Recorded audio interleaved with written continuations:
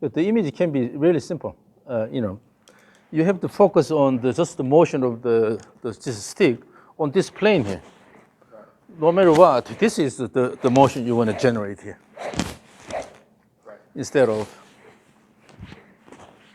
unnecessary movement here. It seems so obvious. So when you have this motion here, simple motion, the elbow has to stay here. Right. So if the left hand is down here, it shows the swing plane. So initially, when you are here, the hand connects the ball and the elbow here. This is the swing plane here. Right. And then you move this along the swing plane here. Right.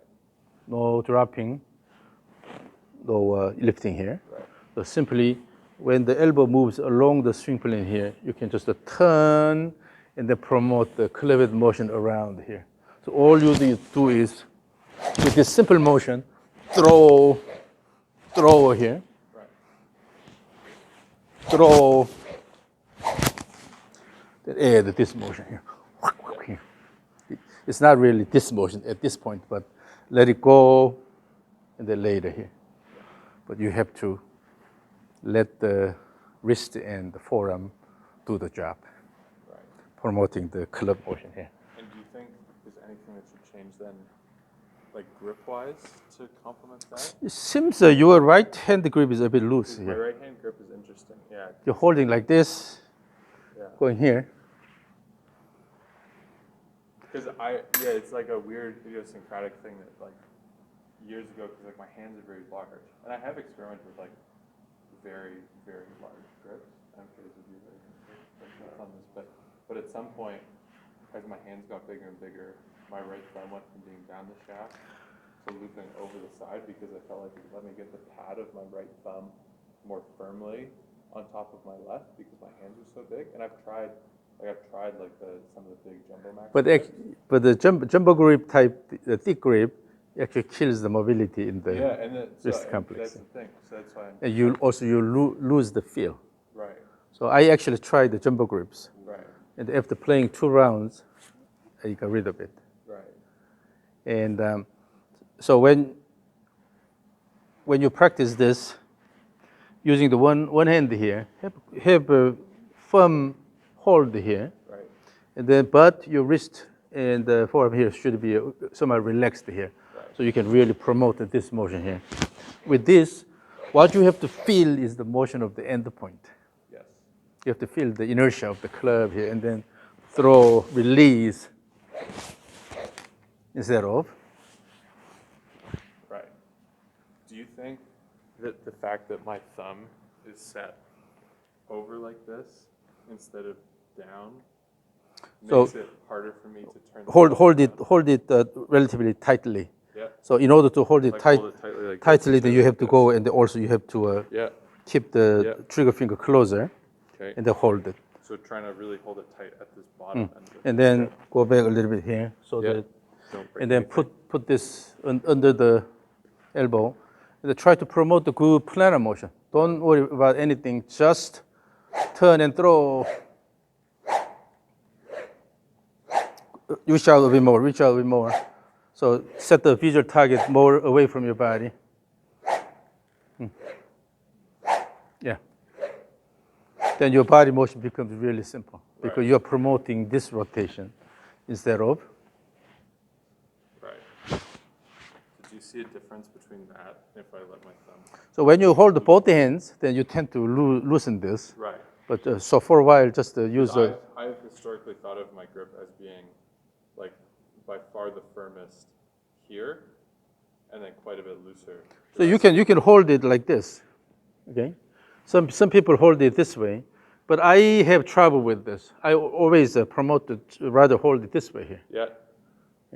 So when you relax your the hands a little bit, then just use the 3 fingers here, but hold them like this. Release the pinky and the ring fingers here, and then try to feel the motion of the club head here, rather than going this way here. Right, because I think my grip's much more that way. Mm-hmm. Yeah, my So, grip is like. so for a while, use the right hand only and try to hold it reasonably tight here, but you don't lock the wrist here. Right. Still, you should be able to move the wrist and the forearm here and then rather promote this motion here. Right. So it's really like using the thumb and the first two fingers.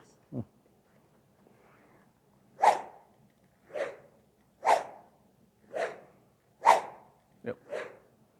Yeah, you have a simple motion just along the swing plane, but then there's no reason to lift this and then have this excessive looping here. Right. Because I feel like it's And then keep good wind up so that you can activate this early here. Yeah. So particularly when you use the right hand only, practice this here. Yeah. And then throw here. This side is simply throw. Right. Instead of keep dragging all the way here. You're using the wind up and bouncing motion and then throw here. So fold and extend, fold and extend. Right, because it definitely feels as though I can get more of that pressure on the club here with my right thumb this way, as opposed to here. And then give me good whoosh sound early here. Right. Let me go like this. Either you're holding this way or below the, put the hand below the elbow. Yes, yes. Yes. Now I can hear the sound coming a bit earlier. Yeah. Yeah, I can. That means you are activating the muscles early. I don't know that I could really do that. Like I feel like that one is over there, right? It's because you go up here and then you try to use the arm to swing this. Right. It has to come from the body. And the body here. Right. And let it go. Right. Okay. So, arm muscles are the smallest in this system here. Right. You have larger muscles, even larger muscles here. Right. So use the larger muscles, bigger muscles to do the bigger job. Right. Create good coiling and then let it go. Wind up and let it go. And then still, your elbow is low. So you go here. You go here and your motion is just push here. But when you bring the elbow higher, then you can throw. Higher and throw. Bring the elbow higher. Yes, yes. Yes. Yeah, when you bring the... Oh, I see what's happening because basically it's the elbow gets higher, but then I feel like I can be aggressive here. Yeah. And that's what we're trying to do. So when the elbow goes a bit higher here, you can throw, but if you keep the elbow low here, you're killing the mobility here. So you have to push this. I still feel like, it gets. Or you use the arms here. But when you go high up here, you can really use the body and then throw. Yeah, because those ones, because I could definitely feel more of this when I try to keep the right elbow high. Then it's. So then, when you bring the elbow higher, it looks like you are actually stiffening the swing plane, but it's not, because you are reaching more out this way here. Right. You are, by lifting this side here, you are flattening the swing plane. Right.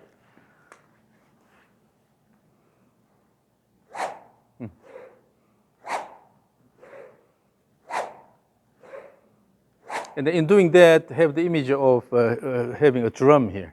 Right. Then try to hit the drum on the way down here by using the end point. Right. Then you'll be able to activate the system a bit earlier. Right. So image the drum on the way down. Not on this side, okay? This side here.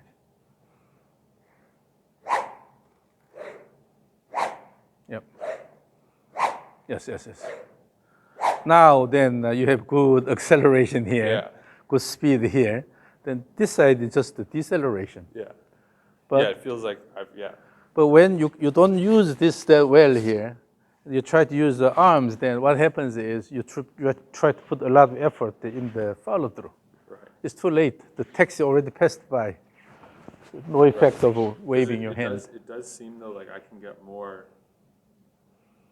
It does seem as though getting the thumb here and really focusing on the pressure with these three fingers, as opposed use to these and the throat. At the moment, my grip feels very. No, like, not like that. It's like this is what's doing. Yeah, I saw somebody doing that. I think it's Rob Holding, in Vancouver. He was holding it that way, but I never could do that. So, because like it It doesn't bother me that much to put my thumb down the shaft. I've done that, and nobody's given me a compelling reason to change it. So, but with this, it does feel like. So particularly when you use rope, then it's easy. So just use the one hand here, and then you are going to throw this here.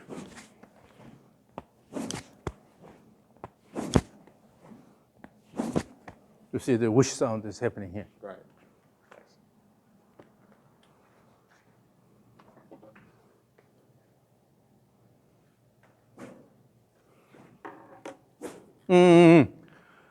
Your arm is going too high here. You're extending your arm, but it never happens in the actual swing. Because when you have both hands here, then at best it just flexes about this much. You cannot go this way here. Yeah, because I've done lots of the rope swing, but not with one arm. I could feel that. Here. So No bueno. Flex here, the elbow. So fold the arm, and then throw, fold, and extend.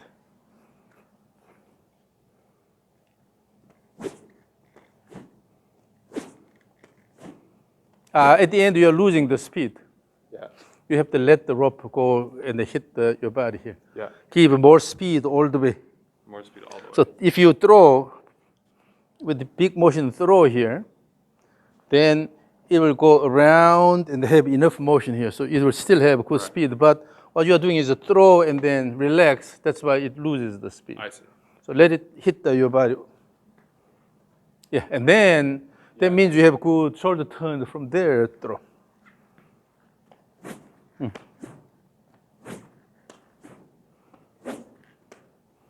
And then make sure you don't turn your body too much on this side here. Right. It's too late. Actually, the main history happens here.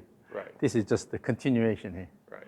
So throw here and then let it go instead of try to go all the way here.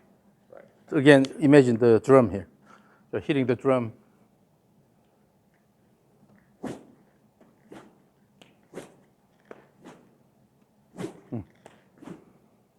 So turn the body, and then throw. Turn the body and throw.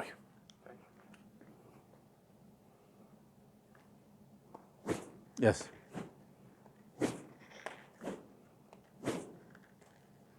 And at some point on the way down, you have to let it go instead of keep dragging. Imagine you are helping out your kids, right? Then at some point you have to let it go instead of keep dragging. This causes that small momentum transfer. Right. On the way down, at some point you have to let the end go.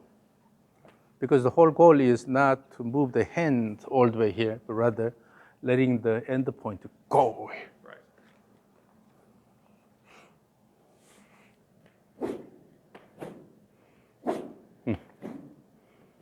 Yeah. So that's why particularly if the hand comes more away here, it's easier. With this, you can let it go. Yeah. But if the hand comes close to the body, then you tend to. Yeah, I tried to just cue myself, imagining I was swinging a little bit further away from me there, and then it. So then that will better reflect your body height. That will give the advantage of your body height and everything. So you can increase the clear speed in the driver, longer club. Right. Yeah. So keep working on that. I will. Okay? Yeah. So it's recorded. So again, you'll be able to watch this again. Amazing. But the bottom line is, let the arms freely move instead of coming here, trying to push. And basically, more or less everything is like coming from that. So bring the elbow a bit higher here. Yeah. And then from here, so the elbow can go a bit horizontal here, this much. Yeah. And a lot of people practice this, but this actually kills the mobility here. Yeah. So let it go here. From here, just throw the arms without any obstruction. Throw. Yeah. Fold and extend. Fold and extend. So this is along the motion plane here. But if you go this way, right, that makes sense. Then you are moving away from the plane. That's why it's so misleading to operate on the shaft plane and not on the swing plane. The shaft plane is actually only meaningful at the alignment, but it never returns to that plane. Right. So some of the big name instructors, they put out the wrong swing model. Right. Then I don't know how many people's swings they ruined. Right. Like that. Even in their community, one time I joined one plane swing community to post something. But one guy was complaining about his swing. Why I can't return to my initial alignment. I saw that and I said, ooh, don't create problem that does not exist. Actually, the swing plane should be steeper. That's normal. Yeah. What you're trying to achieve is actually, almost impossible, and you're ruining your swing. And then I just got out of the forum. But so it happens. Some people, they chase the wrong swing model. Right. So oftentimes they have an incorrect image. But the swing plane serves as the lower boundary. So your hand and the club has to stay on the plane or above. For that, your hand should go higher. Elbow, in the backswing, the elbow actually follows the swing plane. Right. Then after that, the elbow will stay a bit flatter, but when you continue the motion. But generally, this is the plane, and you don't go below that. Right. And then throw. In your case, as soon as you brought your elbow a bit higher, then the swing pattern was different.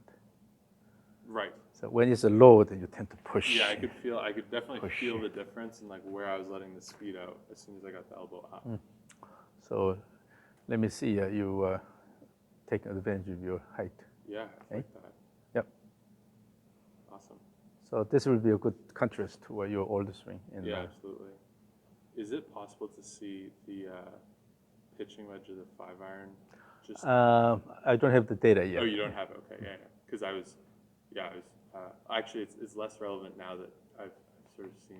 So you have to, in general, you have to bring the hands a bit higher, move away. Yeah. Generally, well, you will see the same characteristics, but in terms of the direction of swing plane, for the irons, it tend to be a bit more inward than the driver plane. Yeah. That's the only difference. Essentially, you will see very similar trend in kinematic sequence and the way you use the ground. The magnitude changes a little bit, but the pattern mainly stays the same. Right, makes sense. So in your case, if you keep the ball more away and then bring the hands a bit more in front of your body and swing this way rather than coming this way here, you will see very different. Yeah, no, absolutely. I mean, I can just feel the difference in like how I'm getting my arms and wrists to work, and I mean, it's like the speed. Instead of like creating sound from like here to here, it's like sound is like here, right? It's because you know what to do, and you went through some of the drills last time. Yeah. Just use those in the right perspective. Yeah. That's all you need. Yeah, that's good. Yeah. Thank you. But I see some changes in the swing pattern, like you're not bringing this too high now, but still it's a bit too much. Yeah. And gradually, once particularly when you are able to bring the elbow a bit higher in the backswing, then those automatically changes. Yeah, and it looks to me as though like the way my chest and pelvis move compared to each other has changed a lot. Like being able to bring the Shern into things as opposed to like when I first saw you, it was like very much on my left side. And I like didn't really like ever. Particularly when you start moving the whole thing more along the swing plane, then your body motion also shows a better timing. Yeah. But when you try to introduce off-plane motion, that it causes trouble. That makes sense. Yeah, so you're in the right direction now. I have to get to work. All right. You're using the ground well, but it's mainly used by the body. It's not by the used by the club. So in order to enhance your wrist motion, then you have to let it go more away from your body. And keep the lead arm more extended and then release. But in that process, if you feel the club head is a bit too heavy, then you can reduce the swing weight a little bit. Yeah, not long ago, there was a golfer. he was not releasing that well. He was relatively tall, so from his body size, and then also judging from his cleavage speed in the driver swing, he was not generating enough speed in the 8-iron. So we tried to keep the ball a bit more away and then release. The 8-iron distance went from 175, around 175 to 210 Oh my gosh. in one short session on the simulator. That's actually what I was expecting. I kept saying, for your height and then your Well, the thing is, cleavage like, speed in the driving, you have to go a lot more than I that. know. Well, and the thing is, like, I'm very fit and very athletic. So, and I'm giant. So if you put those things together, it's like it should be. Yeah. So when Also you go when you really use the far. body harmoniously, Yeah. and the main goal is to promote the club motion on the swing plane here, Yeah. rather than the off plane motion. So when you focus on that, then you'll be able to see a big jump. It's exciting. Well, you'll get a text message from me saying, I'll send you some photos of my my foresight numbers. Who was the Really one? gets me cool. Was it Julian Brun, who used to play on the Canadian tour? So he came in once. This was several years ago. He was not using the ground that well, so I asked him to do the two-step swing. And then when he used the actual two-step, golf swing, it's without the trigger.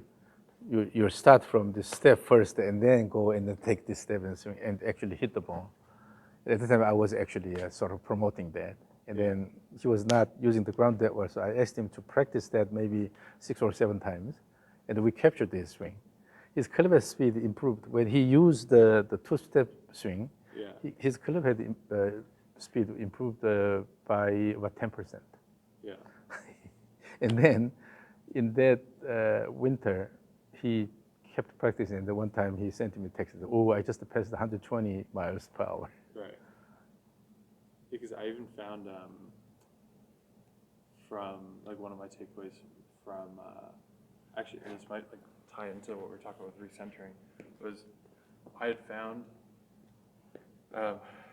I would hit shots where I would try and feel like I started my swing with my right heel off the ground, and then I would just like kind of wait to push my right heel, then I'd let my left heel come up, and then I'd wait to push my left heel. So that probably increased your backswing time a little bit, because you're having more time. Yeah. Yeah. Yeah, but it was interesting because, yeah, I mean, I got so comfortable with that, like even now when I hit shots, like it's just tiny, but I've been like starting with my right heel just barely off the ground. Yeah, initial force difference between the two has increased more than the previous one. Yeah, that means at the beginning you're using the lead leg better. So much more rhythmic for me when I can start with just like the heel just barely off and let the left heel just come barely off the ground and come back. So image that you're mainly turning about your spine axis and you're promoting good planar motion here. Right. And you don't introduce too much off-plane motion.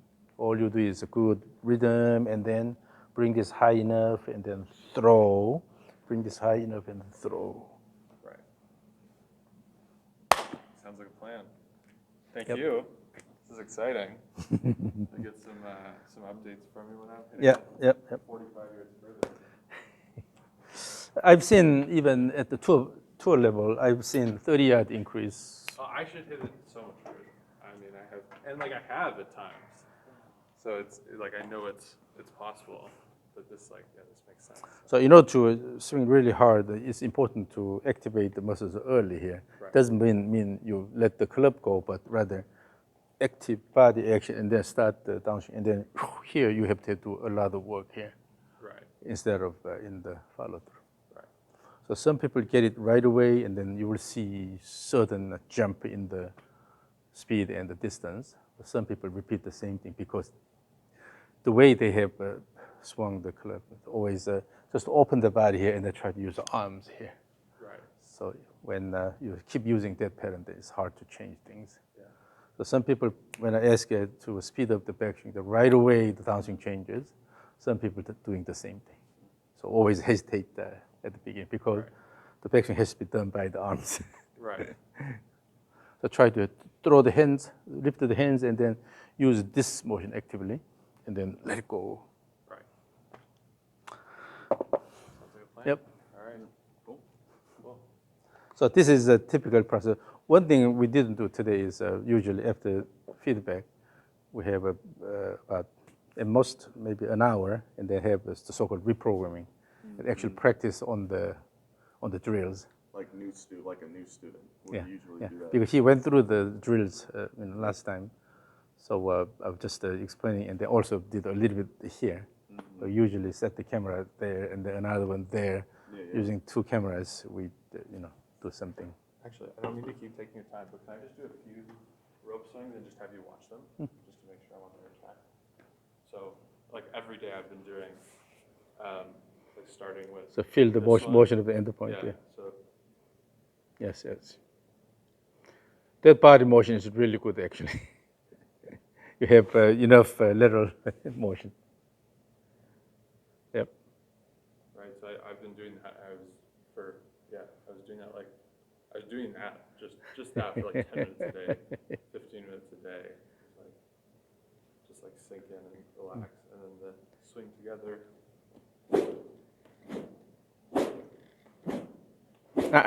So here That one is a slowing down in the backswing. That one I can feel sometimes. So what you are doing sometimes is, I lose it there. so what you are doing is whip here and then lower the body and then here. Instead, Right. we. Right. So it's. So it's not wang and wang here, but the wang, because you need to let it go here. Right.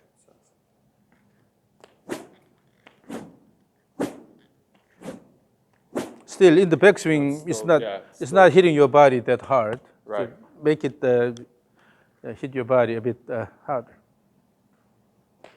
It's a rushed. So Right, that's too much. in the I backswing, can feel that one is. in the backswing, it's not throw and already you're coming down here. Throw and wait until this is completed. Right. And while waiting here, then you can actually lower the body. So the lowering is done when still the shoulders turned this way here. Right. So throw and lower here, and then let it go instead of whip and then already coming this way. Okay. So let the rope hit your body. So you have to wait until that happens. So part of the reason you have an early, quick pelvis turn and the body turn is because you want to do whip and then whip here. Instead, wee. Right.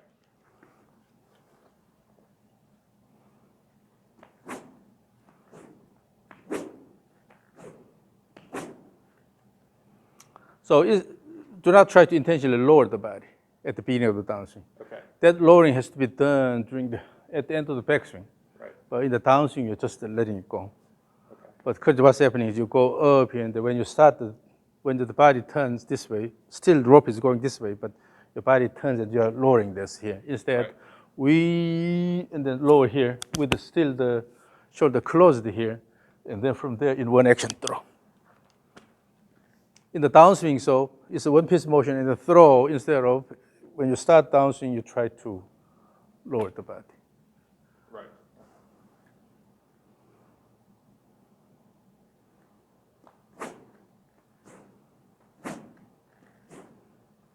Still, you have a snappy motion here.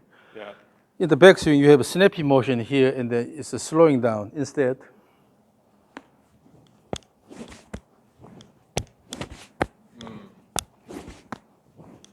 let it go all the way so that it can hit the. Yeah, you're much smoother.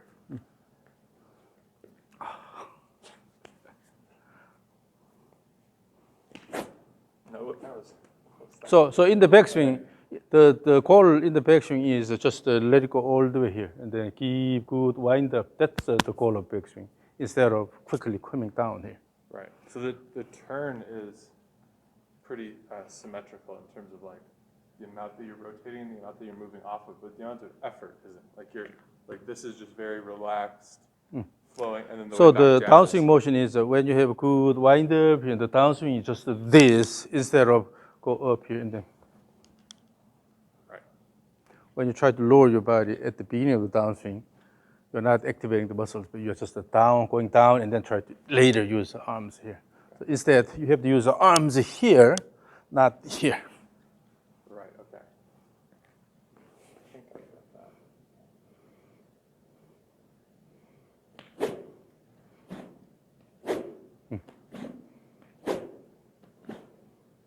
Yeah, that's better. So you start eliminating I'm the starting to feel lowering motion. like So it's more turn and then return, wind up and so unwind. it's really taking this, it's taking the feel of being there, like here, And then getting so your body is turning here, and then you're introducing slight recentering motion. This is the end of the backswing, right? Right. And from there, just in one action, just a turn and throw.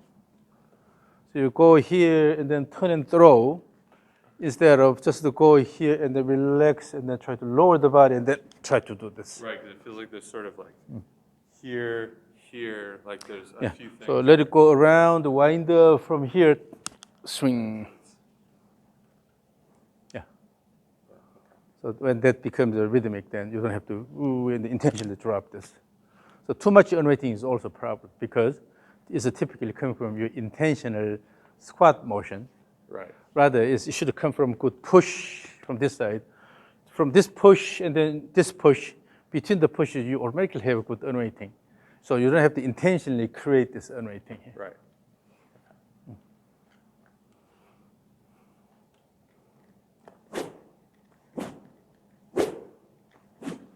So in the backswing, try to build the tension toward the end. So you have like climax, all the speeds here. climax toward the end instead of an early quick action here. Okay. But I'm still letting the rope come around and like slap me. And your goal is try to create good wind up here, build the climax here, and then unwind. So you're angry now. You're angry and try to hit something really hard. Me, really angry person. When you're angry, then you have to have this good winder and try to hit hard instead of you don't do this when you're angry. Yeah, I see what you're saying. Okay. Yeah, when you try to hit somebody, boom, right? Instead of you don't do this. Gotcha. Okay. So build the climax toward the end. Get angry. No. Okay. Hold on. So from the second swing, because you will be able to start from here, just keep good wind up. Yeah, then it's just got to be smooth. Much smoother. Okay.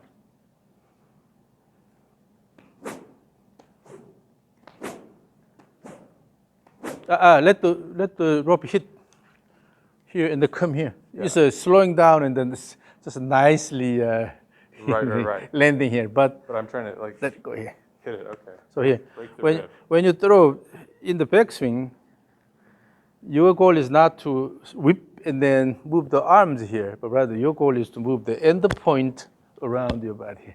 Right. The end point goes enough here. Here. Moving the rope. You are moving the rope rather than swing and then ease here. But you need to move the end of the rope so that it can hit your body. That means that you have to have a more motion toward the end. So build the climax toward the end. That makes sense because when I feel like I have that rhythm in a better spot, it does feel as though like I'm continuing to turn late. And that makes sense with what you were saying that I turn everything too early. Okay. So when you have just the whippy motion here, and then whippy here, then here you relax. So the backswing, downswing now well connected. So rather, ooh. Right. Okay. That is really good. A lot of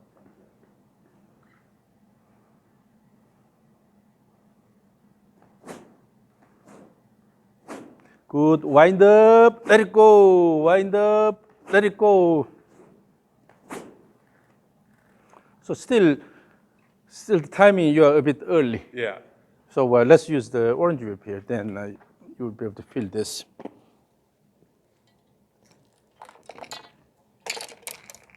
As you swing, at the end of the backswing, try to minimize the bending. So go here and minimize the bending at the top.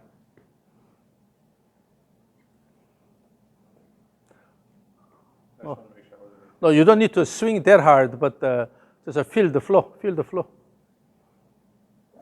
And swing. Yes, yes. When you wait until this is completed, then you can minimize the bending. Yeah. But while on your ball is moving this way, you already try to start here, then it creates bending. Right. So when you swing the rope, also have the image of minimizing the bending and then throw instead of, so again.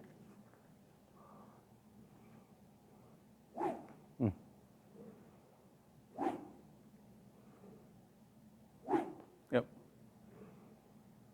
Yes, yes, yes. Now the timing is better. So Right. wait until this is completed and then start down. Right. And then what you have to avoid is something like this. You're going up here and then you are dropping this here before it's completed. Right. Yeah. So you go high up and you're coming this way here. That means before this is completed, you're Yes. already turning this Right. way. That's your current pattern. Right. But wait until this is actually completed. Wait and then throw. Wait and throw. Your goal is to speed up the club. Right. It's not about this body motion here. Right. Yeah, because doing that with the orange whip and just focusing on Yeah. keeping the If you club minimize the front, bending, minimizing the bending, that means really, you have to wait enough. that like really sort of is intuitive Yeah, to me. and then start downswing. When you do the rope swing, they also have the image of minimized bending and then throw, minimize the bending and throw. That means you have to wait until the rope hits. Right. So the the body. rope is almost like a more challenging version of what I'm doing with this right now. It depends. It Yeah. depends. But currently, the rope is not hitting your body enough. Right. So from here, it's slowing down quite a bit here.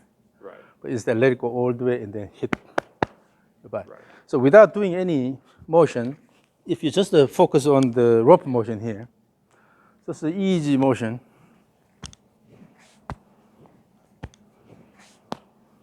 So you can hear the sound of hitting my body. Yep. Because my goal is to promote the rope motion here instead of exaggerate body motion, such as this here. Right. It's off timing here. If your goal is to promote the good throw here, this is no different from throw, Right. throw.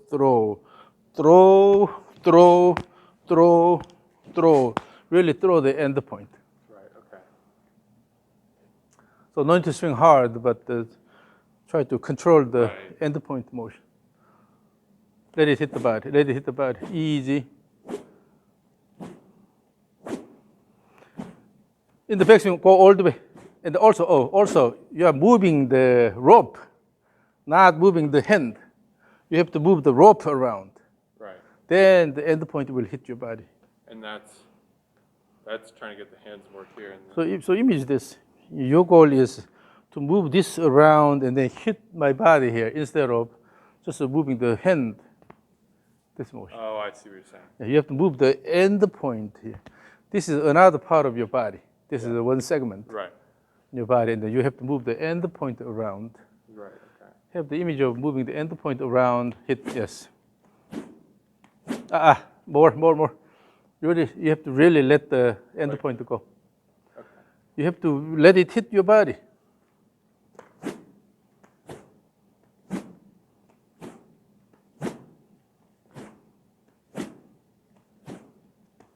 So what's happening is you are throwing the rope here early, throw here, then the rope goes here. From that point on, the rope goes here, your hand is following the rope. Right. So you're going like this here. Yeah. Instead, go around, make a big arc and let it go around. Your hand goes here, the end point goes way around. Then at the end, it will go around the body and then hit. But what you do is you throw and then let it Oh, go and I this just way. sort of stop and wait for Yeah. it.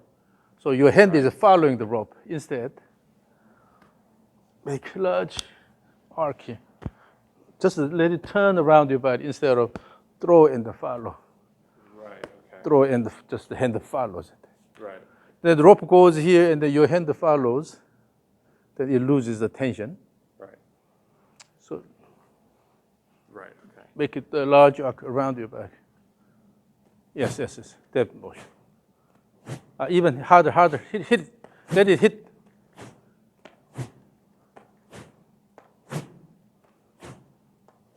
Yeah, still Still, when you try to increase the speed, you just a whip motion here, whipping motion here, but you're not continuing that motion Right. here. Throw all the way around. So build the climax toward the end of the backswing instead of early here.